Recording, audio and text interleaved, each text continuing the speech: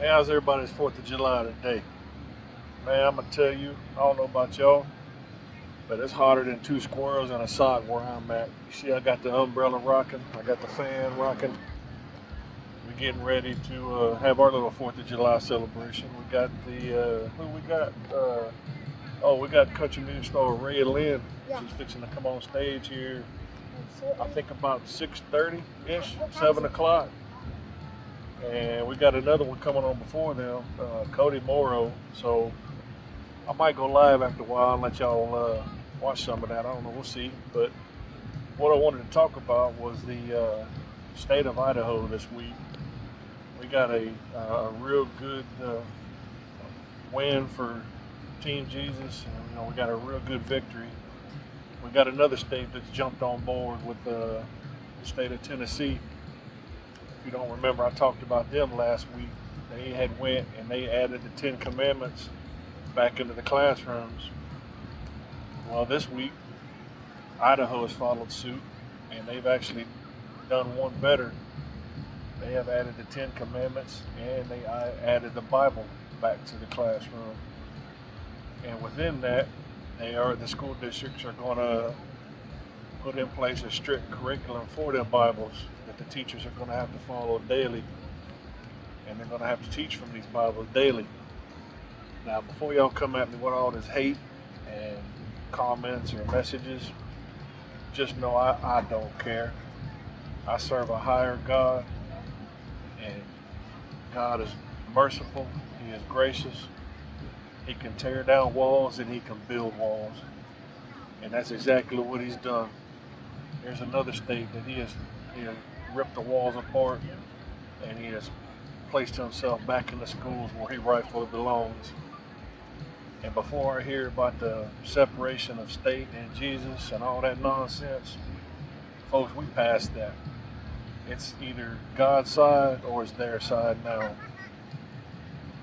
And for the, y'all gonna come at me with the, it's not right to have Bibles in the schools. So let's talk about that for a minute. I have a problem with that. So if the homosexuals could come in and they could have their tea time in schools and in public libraries, and our kids have got to sit there and digest their history and all their peace and love that they protest. And then you got the other group, you got the other cult that clearly failed biology class in school. They don't have a clue what they are. If we got to sit here and listen to their tea time and their pride marches, and they get to have all their tea time in school and libraries, then I think that the Lord of Lords and the King of Kings, he can have his tea time back in school.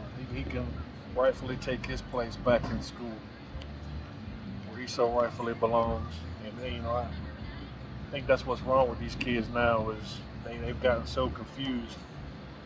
And I don't want to hear about all that. The kids need to make their choices. No, the kids don't need to make choices. They're too young to make choices. They're like cell phones that haven't been programmed yet. So anyway, that's just one more victory that we get to add to the board for this week. So y'all stay prayed up, stay blessed. Hope y'all enjoy your 4th, and I might come back on after a while and let y'all hear a little bit of music. So y'all have a good one. Should be hitting lotto for 36 million and we got people starving in the streets. That is not idealistic, that's just real. That is just stupid. There's no way Michael Jackson should have, or whoever Jackson, should have $1,000,000 billion and then there's people starving. There's no way. There's no way that these people should own planes and their people don't have houses, apartments, shacks, drawers, pants.